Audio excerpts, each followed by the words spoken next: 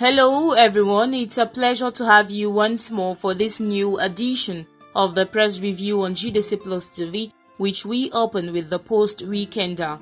The paper carries as main headline, "After pressure, strike, Biya waits in with presidential pardon." According to the paper, the latter signed a decree Wednesday, April 15, ordering the commutation and remission of some prison sentences so as to decongest prisons. But the paper notes that in this clemency, Ambazonia leaders and embezzlers of public funds have been excluded. You want to read the full story? Get a copy of the Post Weekender published this Thursday, April the 16th, 2020 and read page 3. We stay with the Post Weekender to talk about the fight against coronavirus. The paper says it suffers setback as the United States cuts its aid to the World Health Organization. And in other news on the coronavirus fight, this time around in Cameroon, the Post Weekender says that to remain a COVID-19 region, the population of the Northwest have begged their governor to ban interurban transport. Get the full story on page 11.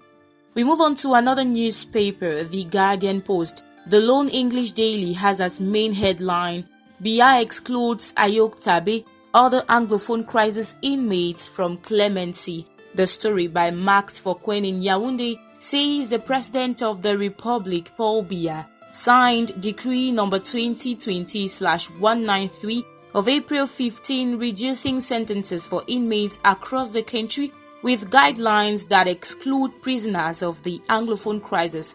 According to the story, a specification of the decree makes it impossible for inmates such as Sisiku Ayok Tabe and members of the self-declared cabinet jailed for state security-related crimes to benefit. Details on the specification of the decree you will read on page 2 of the Guardian Post newspaper, published this Thursday, April the 16th, 2020.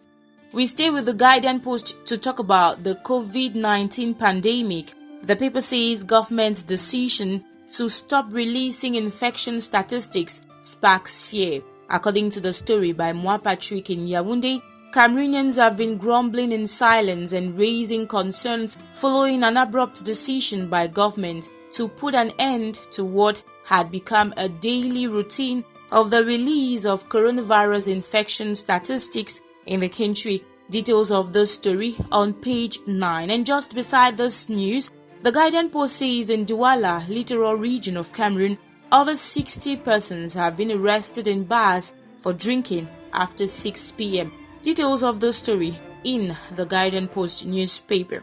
And we end this review with Le Gideon newspaper. The paper talks about late Honorable Mbandam's legacy. It says that for the special edition of the Social Democratic Front, ECO, the party calls for testimonies from the public. The court of public opinion is divided, and the paper puts this question to light, and I quote, "But was he a villain, patriot, or hero?"